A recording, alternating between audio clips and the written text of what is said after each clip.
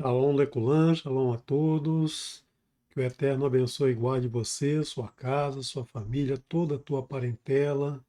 Que o Eterno também abençoe a todos aqueles que estão no caminho da Techuvá, espalhados por todos os países do mundo.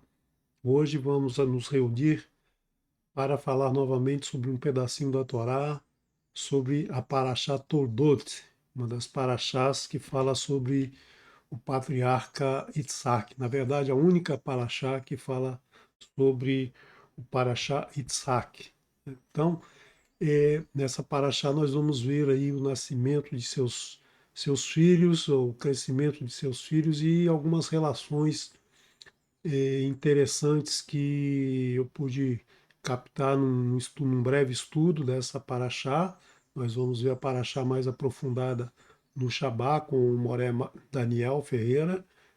E também nós tivemos já uma boa introdução no momento do hebraico, na terça-feira última, onde o Moré Marcos Felipe apresentou 2 versos da Torá, um estudo bem detalhado, bem esmiuçado desses 2 versos. Então, quero começar com vocês falando dessa magnífica paraxá, paraxá Toldot, gerações ou genealogia, né? Genealogia é o estudo de todas as gerações, todos os filhos, a época em que nasceu, sua vida. Então, é muito importante o estudo da genealogia dentro da Torá para a gente conhecer com mais detalhe toda a história, tudo que aconteceu naquela época.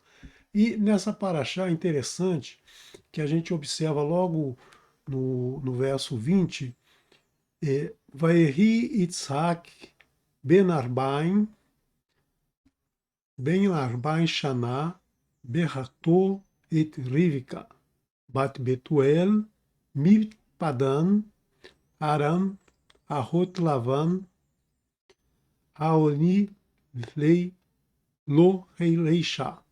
Então, traduzindo e era Isaac da idade de 40 anos, né, Arbaim, 40 anos, Shaná, quando tomou a Rebeca, filha de Betuel, que era arameu de Padã Adã, irmã de Lavã, como nós já citamos na paraxá anterior, e ele tomou a Rívika como sua mulher. Então, é interessante quando o Eterno coloca assim números, né?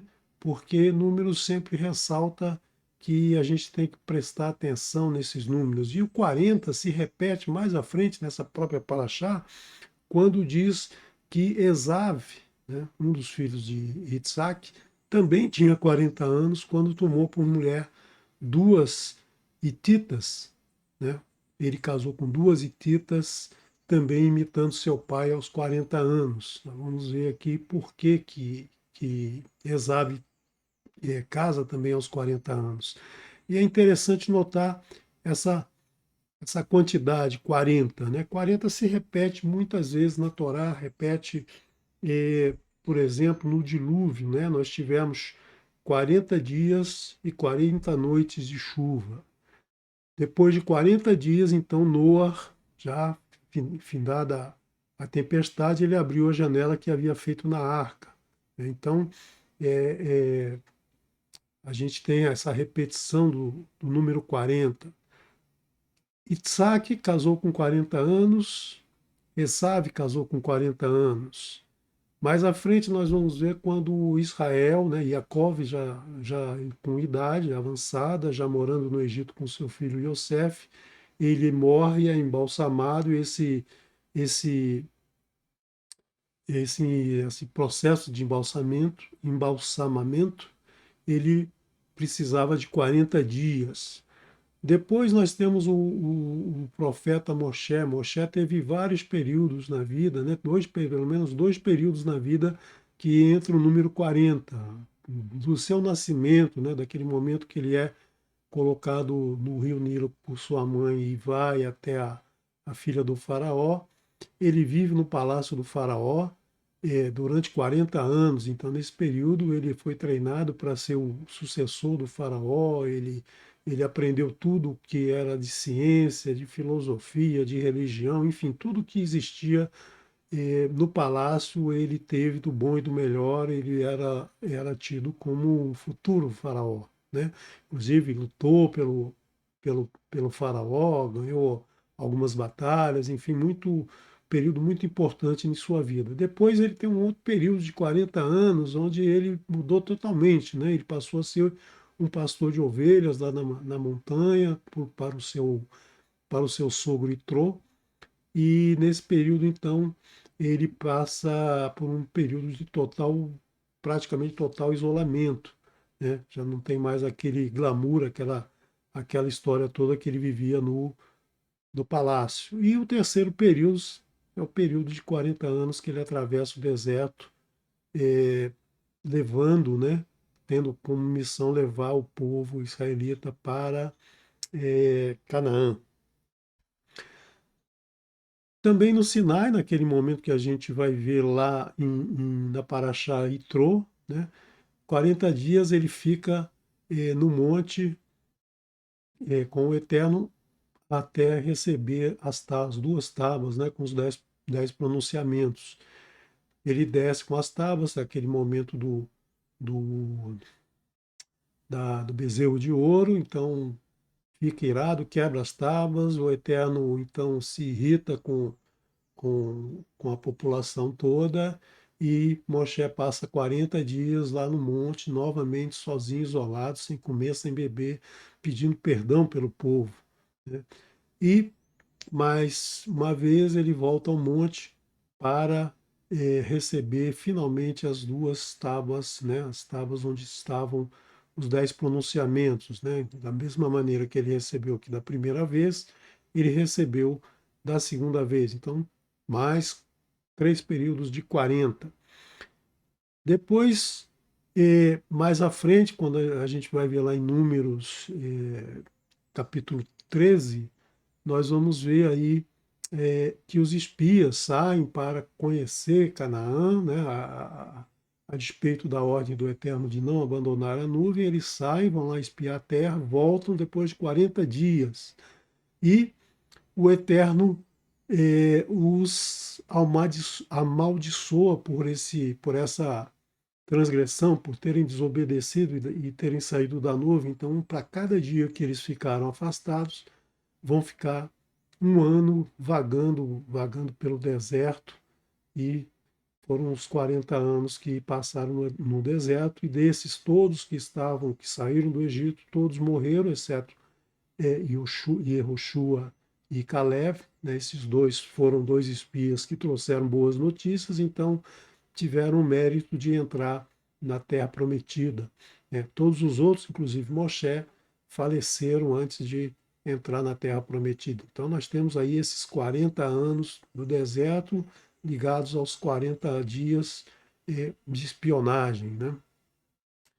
E durante esses 40 anos, obviamente, eles comeram o maná que caía dos céus, do primeiro dia ao sexto dia, caía maná todos os dias, e no sexto dia caía a porção também para o sétimo, né? No sétimo dia era repouso total, não caía o maná. A gente tem na Torá também que todo castigo, todo açoite, o máximo de chibatadas que podiam ser dadas era 40. Então, sempre parava-se na 39ª, não evitava-se dar as 40 chibatadas a fim de não prejudicar a pessoa que estava sendo castigada. Depois nós temos os períodos de reis, né? Período de reis nós temos que Shaul reinou 40 anos, Davi reinou 40 anos, Shilomô tinha 40.000 manjedouras com seus cavalos, né? Que era proibido, o Eterno proibiu que tivessem esses cavalos, e ele mesmo assim ele teve lá 40.000 manjedouras. Shilomo também rezou, o rei Salomão reinou por 40 anos. Mais à frente nós vamos dizer que Elias caminhou 40 dias e 40 noites até o Horebe. E então em Reis nós vamos ver que várias vezes é citado que a terra teve sossego durante 40 anos. Por vários reis deram essa condição a que a paz reinasse por 40 anos. Depois, lá já na Brit Hadashah, nós vemos que Yeshua ficou 40 dias e 40 noites sem comer, jejuando, né? E depois teve fome. Foi quando o, o malvado ficou tentando Yeshua, tentando fazer com que ele se entregasse ao poder do mal, né? Então, nós temos aí vários 40. Então, por que 40, né? Porque sempre aparece esse número 40. Então, hoje nós temos a palavra quarentena, né? Quarentena vem desses 40, que representa uma limpeza, uma purificação, um amadurecimento de alguma situação, de alguma ideia, de algum conceito, né?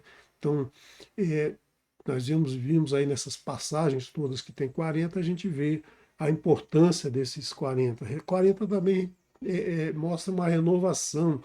Por exemplo, o povo que estava no deserto 40 anos certamente se renovou, só dois que estavam na saída do Egito, só dois entraram na terra prometida. Então eram todas pessoas novas, pessoas que não tinham passado pela experiência da idolatria do Egito.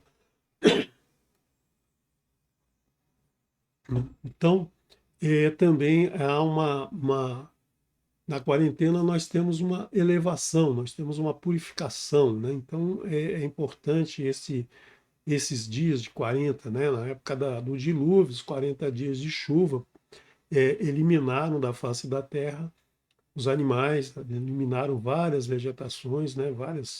Vários tipos de vegetação que existiam na época não existem mais, porque essas ficaram submersas durante 40 anos, não fizeram fotossíntese e muitas espécies faleceram, morreram, desapareceram. Hoje a ciência mostra aí que nós temos 60% a menos de espécies na face da Terra do que existia nessa época aí antes do dilúvio, né? Então a ciência não cita dilúvio, mas a ciência cita que em épocas passadas a Terra tinha eh, 60% a mais de espécies, né? Então, eh, eu fiz uma conta rápida aqui, fazendo um exemplo com 40 dias, nós podemos dizer que 40 representa 5 períodos de 7, né? 5 semanas, ou se a gente for falar em anos, são 5 períodos de Shemitah, né? São os anos sabáticos, e eh, são 5 períodos onde a gente tem os 6 dias comuns mais o Shabat. Então isso aí daria 35 dias.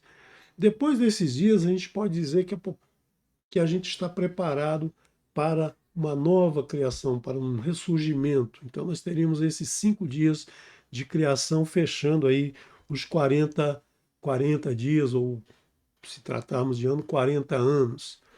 E após esse quinto dia de criação, após esses 40 dias de quarentena, de purificação, de elevação, de ressurgimento, de renovação, a gente poderia então criar o homem estaria pronto novamente para atuar, né? Então seria o sexto dia da criação, o sexto dia da criação do homem.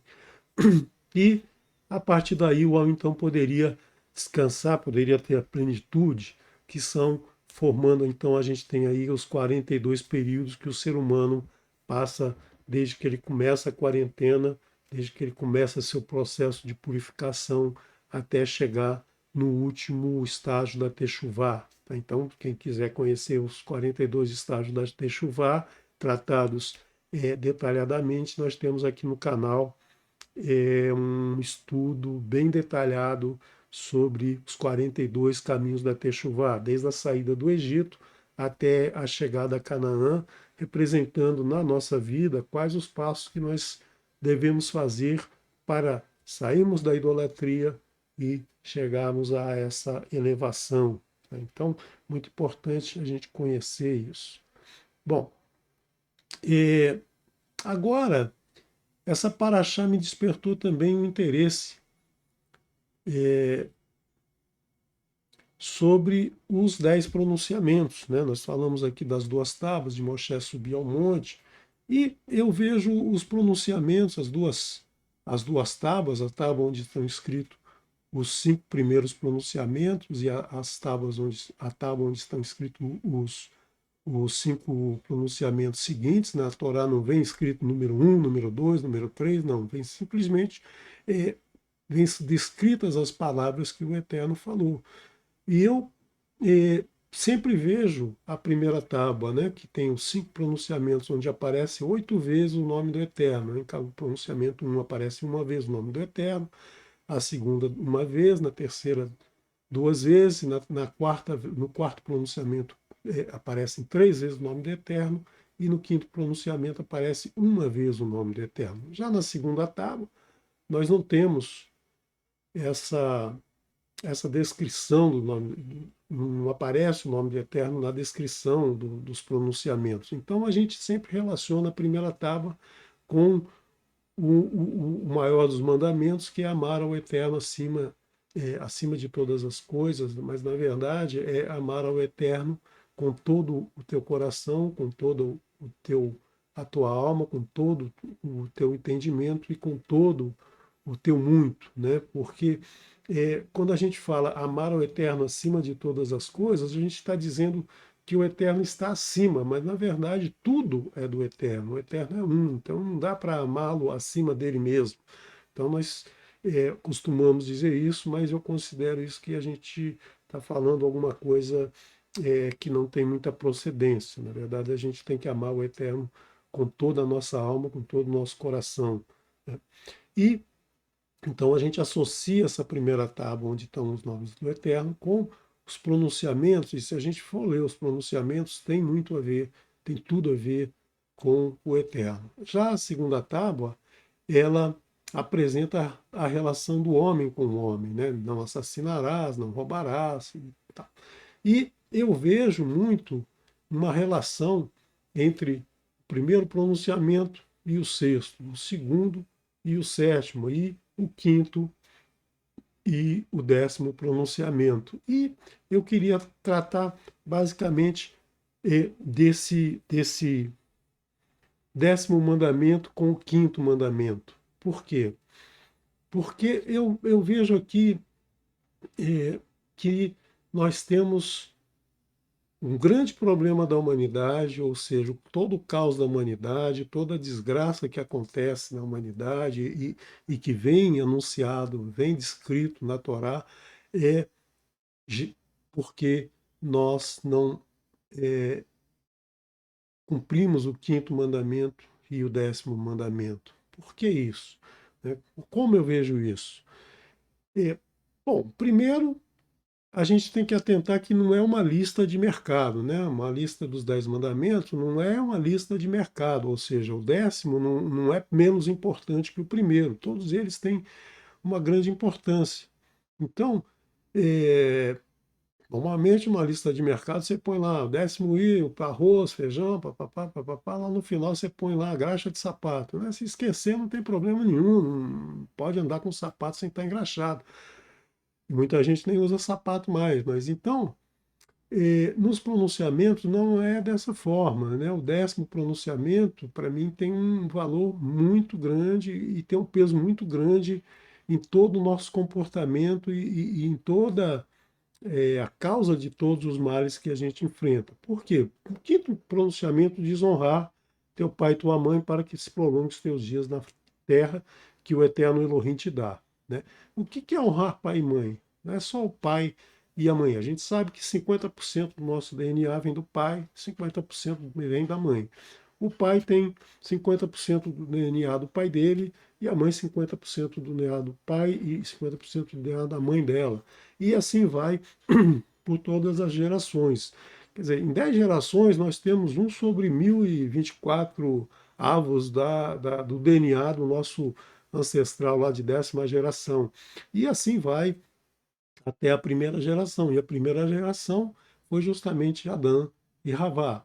Mas a geração que gerou esses dois é o próprio Eterno, o Eterno que criou Adão e Havá. Então, nós temos um gene, nós temos um DNA do Eterno. Então, quando a Torá diz honrar pai e mãe, nós estamos honrando não só o pai, a mãe, o avô, o bisavô, o tataravô, Adão e Havá, mas nós estamos honrando o Eterno. Quando a gente desonra, a gente está desonrando essa sequência de DNA que vem lá do Eterno. Então, quando o Eterno fala isso, ou seja, esse pronunciamento está ligado ao Eterno, por quê? Porque a gente tem que estar honrando o Eterno em cada momento de nossa vida para que a nossa vida se prolongue, né? Então a gente tem que estar sempre atento a isso.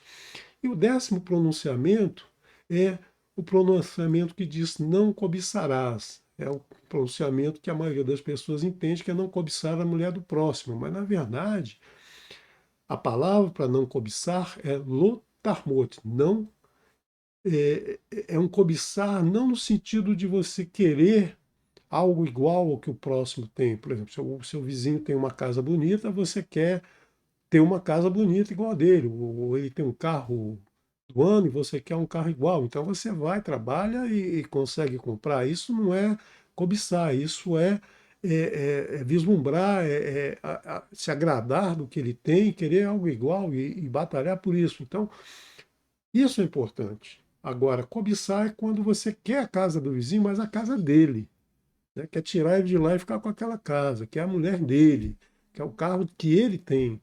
Então, é como dois filhos que os pais dão um presente, uma camisa para cada um, e uma camisa vermelha para um, uma azul para o outro, e quem ganhou a azul fala assim, não, eu quero a vermelha, e vai lá, briga com o irmão e tira a camisa vermelha do irmão.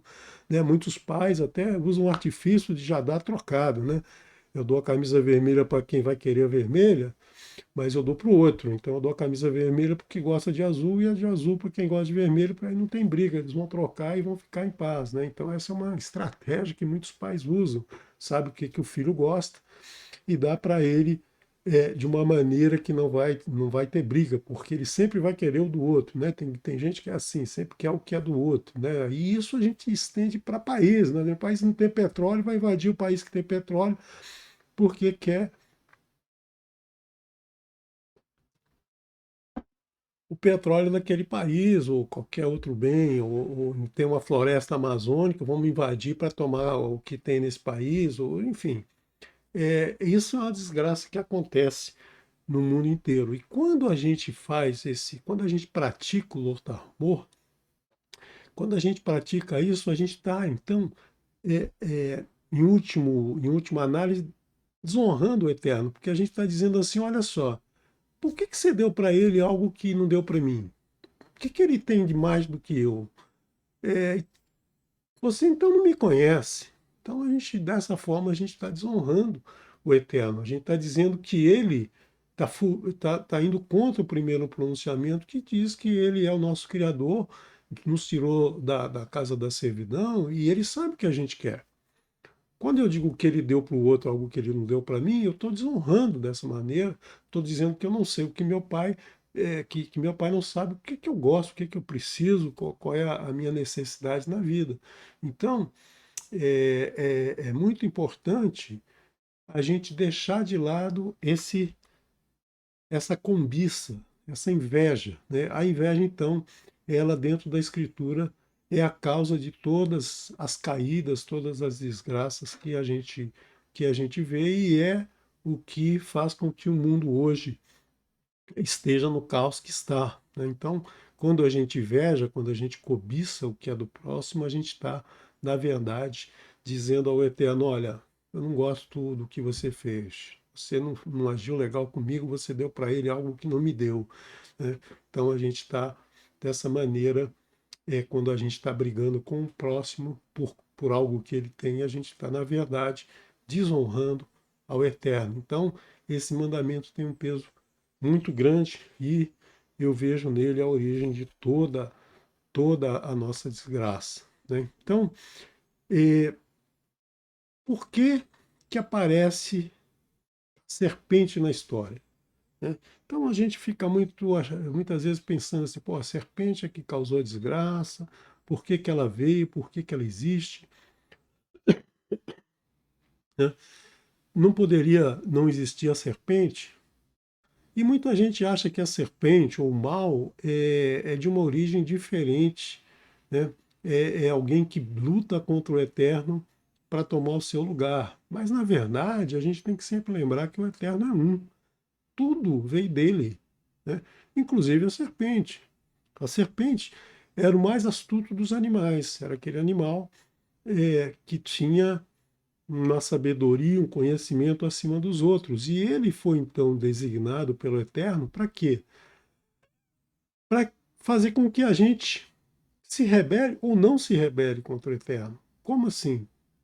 É, ela semeia a inveja, a cobiça, e nós reagimos com a nossa livre escolha, é, com o nosso desejo de obedecer ao Eterno ou não, a gente ouve a serpente ou não ouve a serpente. Então a gente tem uma visão muito clara disso na história de Jó.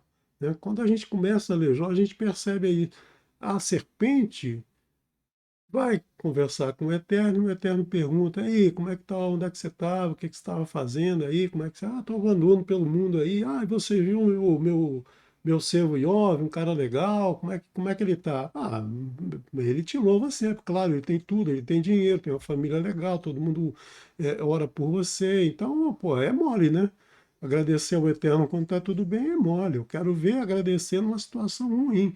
Então o Eterno falou, tira tudo dele, mas não tira a vida, tira tudo dele e vamos ver o que, que acontece. Aí vai lá, aquela coisa, perde tudo, morrem os filhos, perde toda a sua riqueza, mas ele continua amando ao Eterno, continua obedecendo ao Eterno. E a serpente vai lá de novo, conversa com o Eterno fala, e aí, como é que está o Jó? Ele perdeu tudo, mas claro, tem saúde, com saúde é mole, né? Quando eu quero ver quando ele não tiver saúde, se ele vai.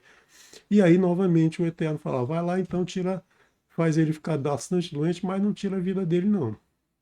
E a serpente vai e obedece. Ou seja, o mal foi criado justamente para nos testar, para dizer, saber se a gente confia no Eterno nos momentos bons, que é mole, é fácil, né? Qualquer um faz isso, né? Todo mundo fala graças a Deus, né? Eu quero ver falar graças a Deus quando está doente, quando está com um filho doente, né? Quando está numa situação ruim. Então, quando está sem dinheiro para pagar a conta, né? Que mal eu fiz a Deus para que isso me acontecesse? Quer dizer, é uma forma errada de se referir ao Eterno, porque você não fez mal nenhum a Deus, não. Você está sendo testado para ver como é que você usa o seu livre-arbítrio para sair dessa situação. Então, eu acho que não é uma coisa legal ficar falando assim, que mal eu fiz para ter recebido isso. Não, olha, eu recebi isso numa hora boa, eu recebi tudo, não reclamei. Agora que eu não estou numa situação boa, eu não posso reclamar também. Eu tenho que é, é, é, dizer amém agora, né, para poder ter o direito de dizer amém quando a coisa estiver boa. Então, essa é o ensinamento da presença do mal na nossa vida. O mal não está aí para simplesmente destruir, o mal está aí para que a gente possa usar o nosso livre-arbítrio e obedecer ao Eterno. Né? Então, nós vimos isso na situação de Havá e Adão, né? A serpente tentou Havá porque sabia que se ela tentasse Adão, Adão tinha ouvido a história de não comer do fruto naquele momento e não acompanharia a ideia da serpente. Então ela tentou Havá que não sabia, mas o Eterno intercedeu e permitiu então que eles continuassem vivendo, saíssem do Gan Éden e aí continuassem é, promovendo a expansão da espécie. Aí vem Caim e Revel, né? Caim e Abel também foi a mesma situação. A serpente falou lá no ouvido de Caim: olha só, meu filho, o Eterno não gostou do teu presente. O teu irmão está aí na frente, teu irmão é o escolhido, né? Que a gente vai ver, você é o primogênito, a gente vai ver que na Torá, a grande maioria dos primogênitos sempre pisaram na bola, né? Então, Caim, Ismael, é, nós temos aí vários, né? Os próprios irmãos do rei Davi não gostavam dele, então o próprio Reuven, né? Que todos eles pisaram na bola, quer dizer, o primogênito nunca foi assim o que levou os méritos. Na verdade, é, somente Yeshua foi o primogênito que glorificou ao Eterno e teve todo o mérito de ser o ser maravilhoso que ele é. Né? Então, Caim se deixou seduzir, o Eterno disse a ele: olha só, peraí, cara, você tem uma escolha, você pode escolher. Por que você ficou irado? Você pode suportar isso, né? Isso aí vai ser perdoado. Você pode dominar esse desejo, essa sua ira, essa sua revolta, porque você não recebeu aquilo que esperava receber. Mas aí o que ele faz? Ele vai lá e mata o irmão. Aí o Eterno novamente intercede e faz com que mais à frente o casal Adão e Havá tenham um novo filho. Depois a gente tem a situação da queda ali com os Elohim, os filhos de Elohim, eh, gostando das filhas dos homens, e novamente o Eterno resolve acabar com a humanidade, mas ele, através de Noa, ele mantém a humanidade ativa. Depois vem Nimrod. Nimrod ele não invejava ninguém, ele invejava o próprio Eterno. Esse aí foi no nível extremo, né? Esse aí fala assim, não, eu quero ser um Deus, eu quero ser o Deus no lugar de Deus. Então, eu quero é, amar o poder, amar a riqueza e amar outros deuses. Eu não quero saber desse Deus aí, desses meus ancestrais. E eu acho que foi a melhor maneira de implantar a inveja no mundo. Quer dizer, foi um artifício que não foi, logicamente, perpetrado por Nimrod, mas isso vem do Eterno. O Eterno queria testar a humanidade, o que, que ele faz? Ele coloca justamente Nimrod, essas ideias na cabeça de Nimrod, e isso vinga até hoje. Né? Até hoje, 8 bilhões de pessoas, praticamente todos, ou amam o poder, ou amam a riqueza, ou são idólatras. Né? Alguns, muitos, né, já caminham na Techuvá, já caminham para se afastar disso, mas a maioria de nós está aí escorado num desses três pilares e muita gente está escorado nos três. Então a desgraça da humanidade vem aí através dessa técnica introduzida por Nimrod que domina desde o do início dos tempos, né, desde do pós-dilúvio, essa, essa, essa ganância, essa inveja, essa cobiça, né, do ser humano pelo ser humano e pelas coisas do Eterno. Depois nós temos o caso de Ismael e Isaac, né? O Eterno novamente intercede através de Sara, né? Ismael, o primogênito, mas quem era amado era o Isaac. Então ele já tinha uma inveja do irmão e em um determinado momento Sara vê que Ismael vai atentar contra a vida do irmão, então faz o quê? Olha só, é, você casca fora, meu amigo. Você sai daqui, vai embora, manda ele com sua mãe embora para que garantir a vida, né, garantir a integridade do seu filho Isaac. E no caso presente da Paraxá que nós estamos estudando, a mesma coisa acontece com Esav e Yaakov. Né? O Eterno, através da astúcia de Rivka, ele faz com que Yaakov ganhe a bênção e continue, então, a, a caminhada, né? A caminhada em Techuvá aí que vai acontecer mais à frente. Então, segundo Esav, né? Esav tenta contra o irmão muitas vezes e através de muita astúcia, que a gente vai ver nas paraxá a seguir, nas 6 paraxá a seguir aí que fala sobre Yaakov, a gente vai ver aí é, toda, toda a luta, né, que Yaakov passa para ter os seus filhos, criar os seus filhos, conseguir glorificar o Eterno e sempre com a ameaça desse irmão aí por trás dele, invejoso, né? Um irmão que trazia muita inveja, muito ódio no coração contra o outro irmão.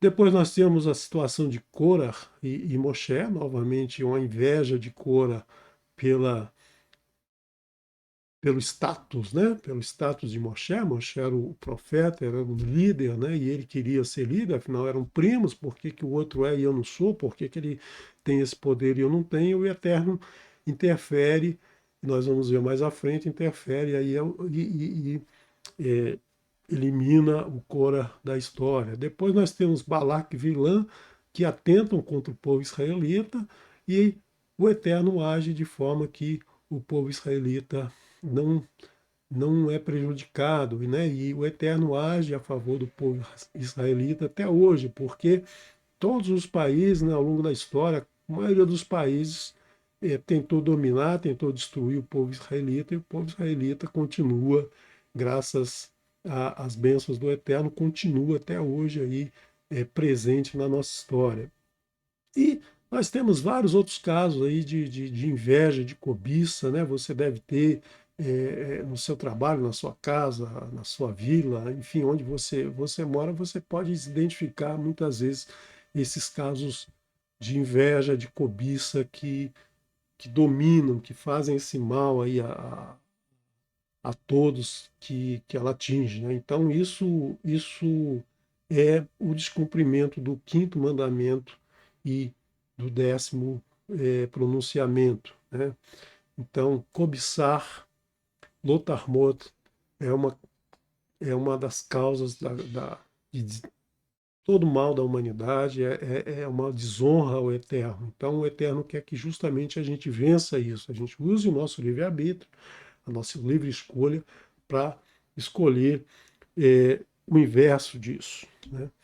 Então, é uma maneira, a única maneira de vencer esse mal, de vencer essa dificuldade, de vencer essa cobiça, essa inveja, é através da astúcia, né? Você não vence a inveja através da guerra, do, da, digamos assim, apelar para a ignorância, ou sair na porrada, não é nada disso. A gente só consegue vencer isso através de muita astúcia. E nós vamos ver que Rivka, nessa porção, na paraxá do próximo Shabá, vocês vão ver como Rivka e o próprio Yaakov, né, através de muita astúcia, conseguem dominar o mal que estava no coração de Esav.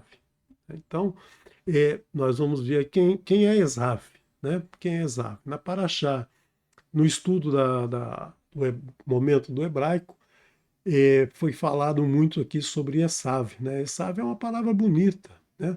Esav é uma palavra, um ain, um sim e um vav, né? Então, Esav, não Esav, não Esaú, como a gente conhece, até na obra de Machado de Assis, Esaú e Jacó, né? Que a gente trata muito dessa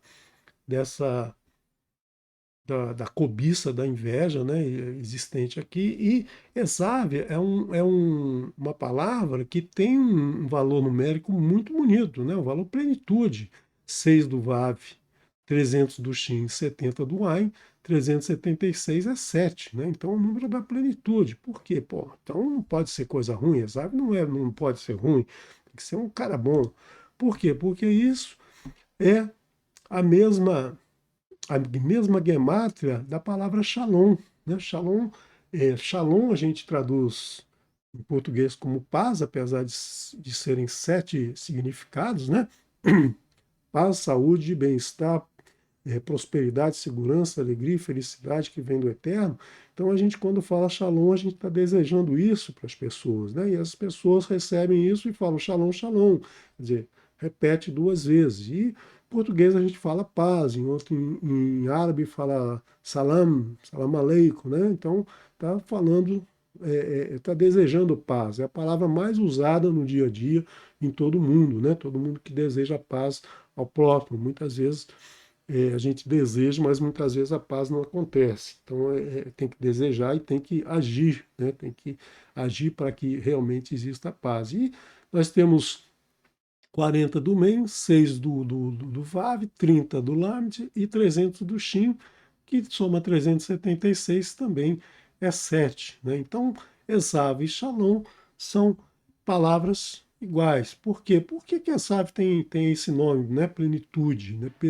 Ele nasceu completo, ele nasceu um rapaz já peludo, com pelo no corpo, cabelo, né? Então ele já estava completo naquele momento do nascimento, como era costume, dava-se o nome para aquele para a pessoa que nasceu, um nome de algo que estava acontecendo ou com o nascimento, ou na região, ou naquele momento da história. Então ele nasceu peludo, nasceu completo. A Torá diz que ele era um varão do campo, ou seja, ele era um cara que vivia a céu aberto, ele vivia na natureza, ele caçava, né? Ele era um cara, provavelmente por estar sempre nesse meio da natureza, devia ser um cara atlético, um porte atlético, bonitão, né?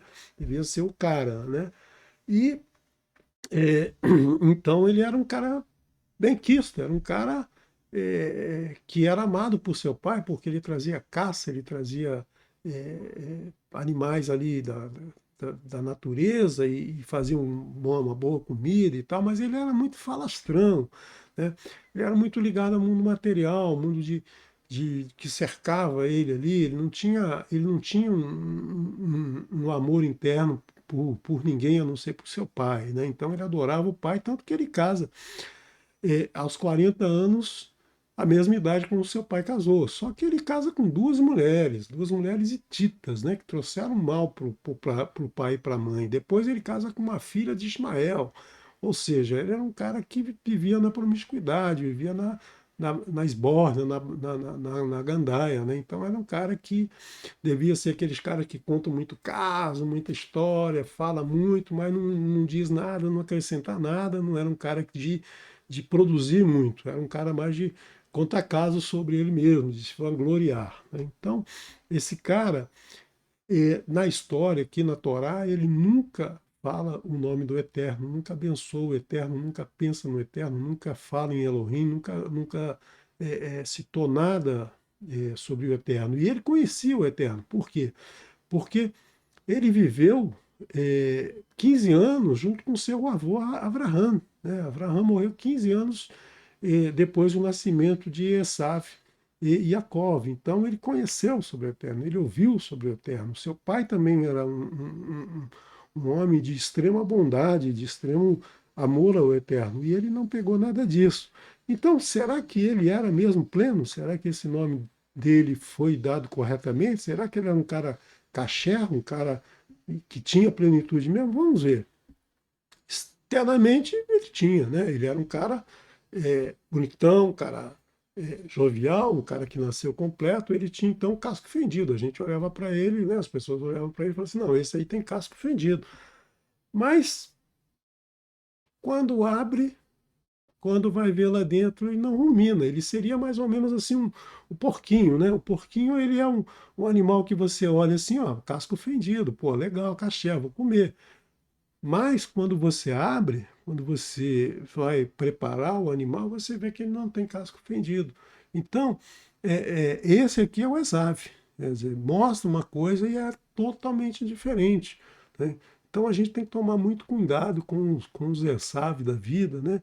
Muita gente aparece para nós como ESAV, a gente se apaixona, a gente gosta dessas pessoas que são eloquentes, que falam, que são um showman, né? E muitas vezes é, não é o que a gente espera, o que a gente precisa. Já Yaakov era diferente, né? Yaakov tem a gemátria 10 do Yud, 70 do Ain, 100 do Kuf e 2 do Vet, somando 182 é 2. E no meio da história, quando ele passa de Jacob para Israel, ou seja, ele passa do calcanhar para a mente, né? Os seus, digamos, a sua atinge a plenitude, né? Ele passa a ter o valor numérico 1, ou seja, ele sai da dualidade, do mundo dual, e passa para a unidade. Então, 10 do Yud, 300 do Shin, 200 do Resh, 1 do Aleph e 30 do Lamed, 541, que é a gemátria da 1. Então, Yaakov, a gente vai conhecer um pouco mais sobre a história dele nos próximos 6 paraxá. Então a gente vai ver toda a sua história de sair do calcanhar e chegar a ser Israel, né? Ele nasceu agarrado ao calcanhar do irmão, ou seja, ele foi astuto, ele foi esperto, né? Foi naquele momento que ele, se ele não sair ali, ele poderia morrer e não nascer. Então ele aproveita essa oportunidade. Ele aprendeu também com Abraão, né? Já seu irmão não, mas ele aprendeu durante esses 15 anos aí em que ele viveu com Avram, ele aprendeu sobre o Eterno e ele amava o Eterno, ele abençoava o Eterno o tempo todo, ele vivia, a, a, a mãe o amava, né? Porque a mãe, desde antes do seu nascimento, a mãe ouve do Eterno que esse filho seria abençoado, né? Ele era um homem de tenda, ele estudava e praticava os ensinos do Eterno, ou seja, ele não vivia no campo, ele vivia estudando, ele tinha uma tenda, ele tinha, na verdade, acho que duas tendas, né? Uma tenda ele estudava e a outra ele ficava durante o dia lá, ou dormia, ou enfim, fazia as suas refeições, enfim, mas tinha uma tenda que ele só usava para estudar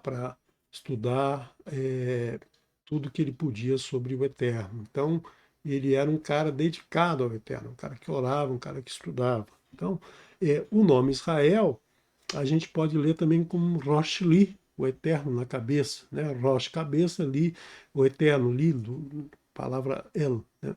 A letra Lamed e Aleph, El. Ou a gente também pode ler como Yashar El, direto ao Eterno. Então, são as palavras que saem aqui do calcanhar, né? do Kev, Ekev, e passa para Israel, né? Então, ele sai do mundo mundano, ele sai do mundo da dualidade, né? A Gemátria 2, e passa para uma Gemátria com o Eterno na cabeça, ou seja, o Eterno está é, é, presente no seu pensamento, no seu coração, na sua consciência o tempo todo. Então, é isso importante, a importância desse nome, Yaakov e Israel, né? Então, nós temos nessa paraxá alguns motivos que levam a pessoa a comer. Você já parou para pensar por que você come? Por que é necessário comer 3 vezes por dia? Não seria melhor viver do ar, do vento, né? Não ter que parar o que está fazendo para comer, não ter que não precisar desse, de muita gente acha atraso de vida de parar para comer, mas comer é muito importante. Por quê? Porque alimenta o corpo, né? Supre as nossas necessidades físicas, supre o corpo de átomos, né? Nós perdemos os átomos que formam a nossa pele, nossos tecidos, nossos órgãos, né? A gente está sempre constantemente num efeito, digamos assim, efeito catabólico, né? De eliminação de material. E aí a gente precisa repor átomos, porque nós somos constituídos de átomos, então nós precisamos repor esses átomos que vêm da Terra, né? Esse átomo vem do chão, dos minerais. Então, as plantas retiram esses minerais do solo, convertem em ligações químicas elementos, é, moléculas químicas, né? E que a gente, quando ingere, a gente faz a separação disso e pega essa energia, então, para alimentar o nosso corpo. Então, ela tem a energia para a gente agir, né? Quando a gente não come, a gente fica sem ação, a gente não tem condição de fazer nada, né? Agora, quando falta o que comer, o que acontece com a pessoa? Bom, sofrimento, né? A gente sabe, nesses momentos difíceis, muita gente sem ter o que comer, né? Então, essas pessoas sofrem, essas pessoas se desesperam, né? Quando tem que alimentar um filho, ou quando tem ela mesma se alimentar e não tem condições, não tem dinheiro. A Torá sempre fala de alimentar o necessitado, alimentar a viúva, alimentar o estrangeiro, alimentar o órfão, né? Isso sempre é importante, porque a alimentação é que garante a nossa vida, né? As pessoas se desesperam, e mais, a pessoa cai na idolatria. Vocês veem lá quando o povo sai do Egito, né? Todo saiu da servidão, saiu daquela opressão, ganhou a liberdade, mas no primeiro momento que faltou comida, poxa, peraí, a gente estava bem lá, a gente comia carne nas panelas, pô, a gente vai morrer no deserto de fome, era melhor ficar lá. Então é isso que muitas vezes acontece com as pessoas, elas têm uma vida, estão vislumbrando a liberdade, mas por uma deficiência, por uma falta de alimentação, por um teste que ela passa, ela se entrega, ela volta para a idolatria, ela volta para uma vida de opressão, de falta de liberdade, né? Então, quando falta o que comer, é muito fácil a pessoa se entregar, né?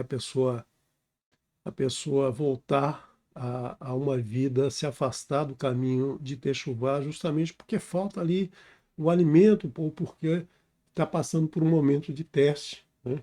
Então, é,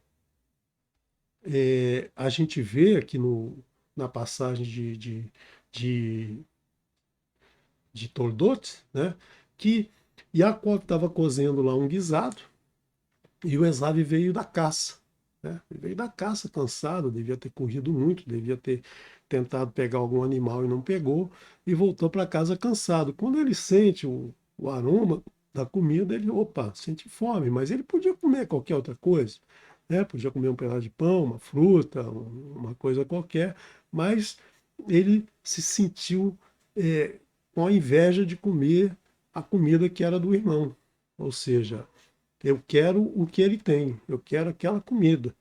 E Esav fala para o irmão, olha, deixa eu comer isso aí porque eu estou cansado, né? Estou muito cansado, estou à beira da morte, eu não vou conseguir sobreviver se eu não comer. E o que Yaakov faz? Com grande astúcia, nesse momento, ele fala assim, opa, é o momento de eu dar um corte nesse cara, é um momento que eu vou pegar dele a primogenitura. A primogenitura significava a bênção, né? Porque se vocês leram com cuidado as paraxá até agora, vocês viram que Abraham não abençoou Isaac. Né? Quem abençoou Isaac é o próprio Eterno. Então, certamente Abraão conhecia os dois netos e falou assim: ó, eu não vou abençoar o pai, porque essa bênção vai cair sobre esses dois. Eu não quero a bênção sobre Esav, eu quero a bênção sobre Yaakov. Então ele passou essa responsabilidade para o Eterno, como se isso fosse possível, mas como ele amava o Eterno amava muito Abraão, ele deve ter falado assim: não, deixa comigo, que quem vai abençoar sou eu. Né? Então, quem abençoou Isaac é o próprio Eterno. A gente vê aí isso na passagem, a gente vê essa forma de bênção. Né? Então, essa bênção seria passada para o primogênito. Só que Yaakov, astutamente, vence o irmão, vence a inveja do irmão, e nisso, né, com astúcia, a inveja é dominada. Então, o que essa fala? Eu estou aqui a ponto de morrer, e para que eu vou querer ser primogênito, né? Se eu estou à beira da morte. Então, eu vendo isso aí, não tem problema nenhum, não. Para mim, eu quero é o que você tem, né? Então, ele vende a primogenitura. O Yaakov usou de muita astúcia aí nesse momento. Um outro motivo para comer é justamente o que a passagem nos fala lá de Isaac, né? Isaac já velho, já sem enxergar direito, já não podendo reconhecer o mundo pela visão, já precisava usar o tato, precisava usar o olfato, o paladar, a audição. Então, o que ele faz? Ele pede para o Esav, né, que era quem ele gostava, fala assim: ó, me traz aí vai caçar, me traz aí uma comida para eu comer e te abençoar antes que eu morra, né? Porque ele não sabia em que momento, que ele já estava com muita idade, provavelmente ele ia morrer em breve, e aí ele queria passar essa bênção para o seu primogênito. E aí acontece toda a história que vocês vão ver aí no estudo da Paraxá no Shabat, como que Rivka domina, né, com muita astúcia, faz com que essa bênção vá cair exatamente sobre Yaakov. Né? Então, é muito importante a gente ver aqui esses dois momentos da alimentação. Um nível inferior, comer, repor energia, manter a vida, né? Que isso é o básico, mas muitas vezes a gente come mais pela bênção, pela levar a bênção para alguém.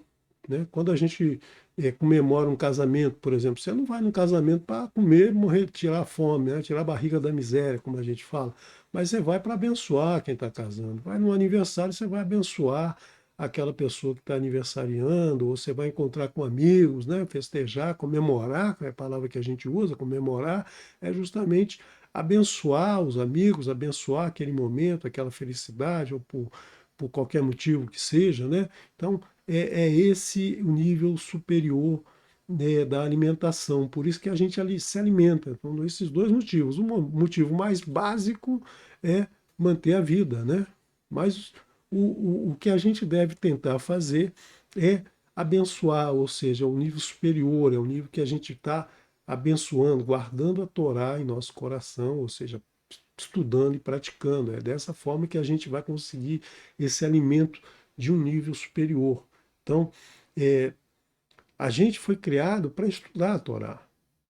Então, quando a gente não estuda a Torá, quando a gente não conhece as instruções do Eterno, a gente está mantendo o mundo no caos, a gente está mantendo o mundo em torro-vavorro, né? Como é citado lá no verso 2 da Torá, né? O mundo estava em torro-vavorro. Por quê? Porque ninguém estudava, não existia ninguém para estudar ainda, não existia esse equilíbrio, não existia esse momento de elevação, né? Da criação, né? Então, é, a gente então, estudando e praticando a Torá, a gente está honrando ao Eterno, a gente está harmonizando esse caos. Então é importante que a gente passe a fazer esse tipo de alimentação. Então, todas as vezes que a gente se alimentar, todas as vezes que a gente for comer para satisfazer a fome, é importante a gente alimentar a alma, né? Alimentar o corpo e alimentar a alma, não só o corpo, não só repor átomos, mas a gente lembrar que nós somos criados pelo Eterno, né? Nós temos que alimentar a alma é do Eterno, e abençoar ao Eterno, né? Abençoar sempre ao Eterno. Sempre que a gente vai se alimentar, sempre que a gente está reconstituindo o nosso organismo, a gente precisa abençoar ao Eterno e também, da mesma forma, abençoar o próximo, né? Então a gente tem sempre esses dois mandamentos: abençoar o eterno, abençoar ao próximo, amar ao eterno e amar ao próximo. Então, sempre que a gente alimentar, sempre que a gente for comer, nem que seja um pedacinho de pão, né, a gente tem que sempre pensar nisso, né? Por isso que muitos religiosos do judaísmo agradecem ao Eterno em todo momento que come qualquer coisa, que bebe qualquer coisa. Então a gente deve sempre falar essa frase: Baru atah Adonai Eloheinu melech haolam, hamotzilech mi'haaretz. Bendito sejas tu, Eterno, nosso Criador, Rei do mundo que nos tira o pão da terra. Bom, mas como que a gente fala isso, né? Quer dizer, lá em casa ninguém reza na hora de comer, mas não precisa todo mundo rezar, né? Faça como o Exu ensinou. Você não precisa ficar na beira da rua gritando. Não, você fecha os olhos, admira a comida, sente o seu aroma, abra o seu coração e agradeça ao Eterno por ele te dar o alimento, né? E quando você está agradecendo ao Eterno, você está agradecendo desde do agricultor lá que começou a plantar a semente lá que te deu o trigo, né, até quem assou o pão para você e te serviu o pão. Então a gente tem que agradecer ao Eterno pela existência de todos esses personagens que permitem que você se alimenta, né? Porque o alimento não vem do supermercado, o alimento não vem do saquinho do supermercado, o alimento vem da terra, né? E alguém trabalhou essa terra para que você recebesse o alimento. Então você agradece ao Eterno e dessa forma você está agradecendo a todas as criaturas do Eterno que te trazem esse alimento, né? Se você está comendo com amigos ou com a família em algum lugar, procura manter um ambiente cordial, um ambiente de paz, de shalom, não gritaria, não discussão, não fala de política, de dinheiro ou de idolatria, nada disso. Deixa os pilares de Nimrod para outros, né? É, no restaurante de comida a peso, né, que muitas vezes você senta numa mesa e não sabe quem está à sua volta, se está sozinho ali, mas tem um monte de gente.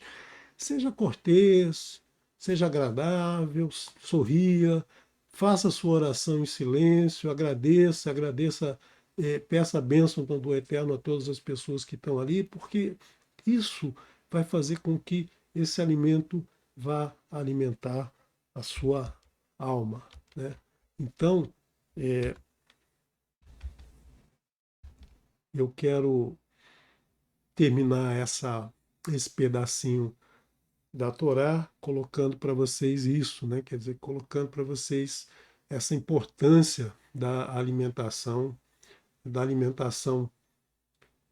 num nível mais elevado, de abençoar ao Eterno sempre que se alimentar, de afastar a inveja, afastar a cobiça do seu coração, honrar ao Eterno sempre, né? Porque é dessa forma que a gente vai vencer esse mal que domina a humanidade, um mal que atrapalha toda a existência humana, né? Atrapalha toda a evolução do nosso planeta, e o nosso planeta está precisando muito que as pessoas passem a trabalhar na Techuvá, caminhar na Techuvá, caminhar sempre em direção ao eterno, da elevação da alma, né? Então, agradecer nos momentos difíceis, agradecer nos momentos bons e gostaria de deixar vocês, então, shalom, shalom, desejar a vocês muita saúde, paz, segurança, prosperidade, bem-estar, alegria, felicidade para vocês todos, né? Muito shalom para vocês e pedir que vocês então aprofundem os estudos, né? No próximo Shabbat vocês é, estudem aí essa porção que é maravilhosa, a única porção que fala sobre Isaac, né? Como eu disse na, na, no pedacinho da semana passada, Isaac era tão especial que não precisou de mais do que uma porção para falar sobre ele, né? Mas a história dele é uma história muito bonita, essa paraxá é muito bonita, e a gente vê muito essa dualidade aí de é, Esav e Yaakov, né? Então esses dois momentos, essa disputa que existe e que a gente tem que trazer para a nossa vida os ensinamentos que tem nessa paraxá, tá? O material todo está aqui no QR Code, né? Nós vamos colocar esse material em PDF para vocês acompanharem e comentem no chat, comentem, façam comentários, perguntem, esclareçam também, é muito importante. E vou deixar vocês aqui então com uma música muito agradável, uma música baseada numa música brasileira, né? Matok Atapua. Shalom, shalom.